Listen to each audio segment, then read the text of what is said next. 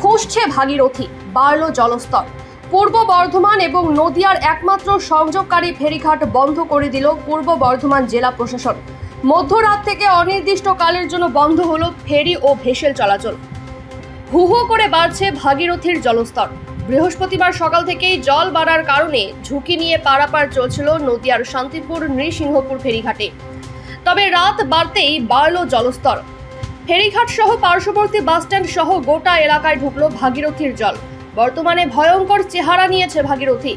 তবে জল ঢোকার কারণে পূর্ব বর্ধমান এবং নদিয়ার একমাত্র সংযোগকারী ফেরিঘাট নৃসিংহপুর ফেরিঘাট বর্তমানে জলের গ্রাসে।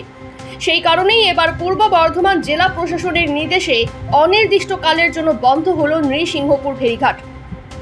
বৃহস্পতিবার মধ্যরাতে পূর্ব বর্ধমান জেলা প্রশাসনের নির্দেশে বন্ধ করে দেওয়া হয় নৃসিংহপুর ফেরিঘাট।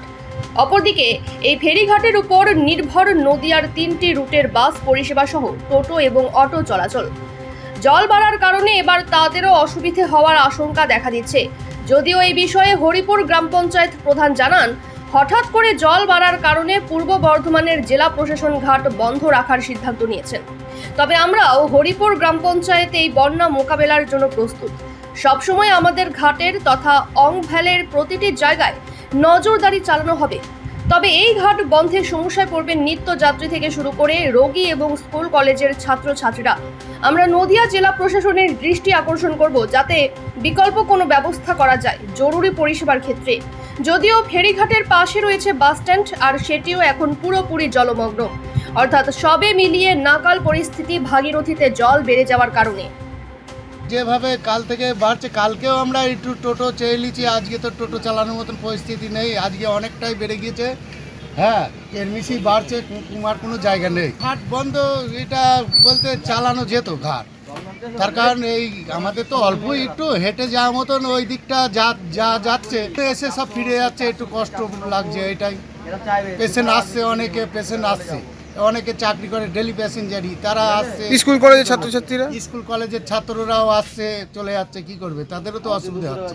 ঘাট বন্ধ হয়ে গেছে আমাদের, ধরো মানে যাতায়াতের তো অসুবিধা হচ্ছে, একদম বন্ধ হয়ে গেছে ঘাট। তারপর আমাদের এখানটা রুগীপত্রটা এখনোর জন্যই আমাদের অসুবিধা পড়ে, রুগীরাও যেতে পারছে না। রুগীরাও যেতে পারছে না। কতটা জল হয়েছে এখানে প্রচুর জল হয়ে গেছে, এখানটা প্রায় হাঁটুর উপর জল পড়ে।